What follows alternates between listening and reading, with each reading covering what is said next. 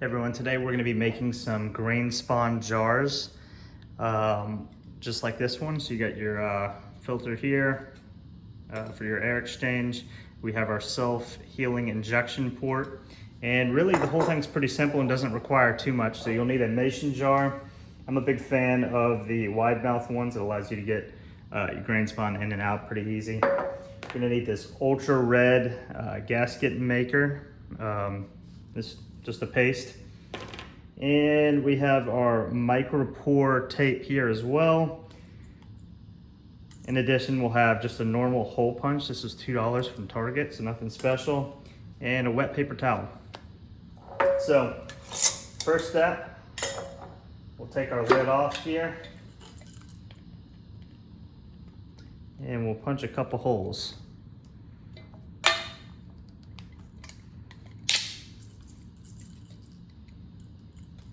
I didn't fully punch that one, so maybe I should have gotten a better hole punch, but that's not a big deal. I'll do this side here.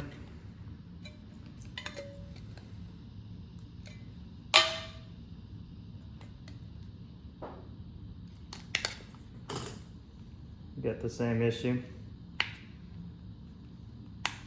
That's all right. We can just pop that off. All right, so now that we have two holes here, what we'll do is we'll take our Micropore tape and we'll just rip a couple of pieces. This tape is pretty thin here, so I like to do two pieces over the top.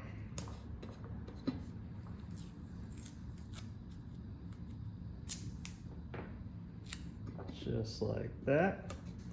All right, and then next we'll take our ultra red paste. So this is meant for high temperatures, which will allow you to put this in your pressure canner for sterilization. So we'll just put a bit there, set that to the side. And so that's when this wet napkin comes into play. So you can just kind of use it to kind of tap down and around.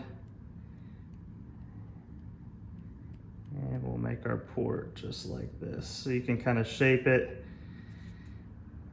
however much you want. If you're a perfectionist, take your time. If not, just throw it on there. And when you flip it over, we got this kind of sticking out, so you flatten it there as well. And kind of hit both sides.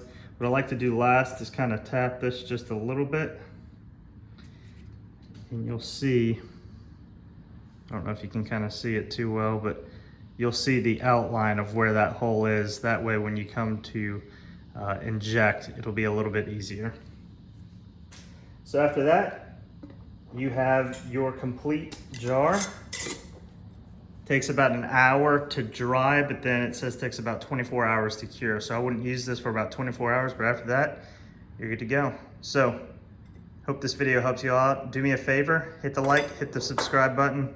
Thank y'all for watching.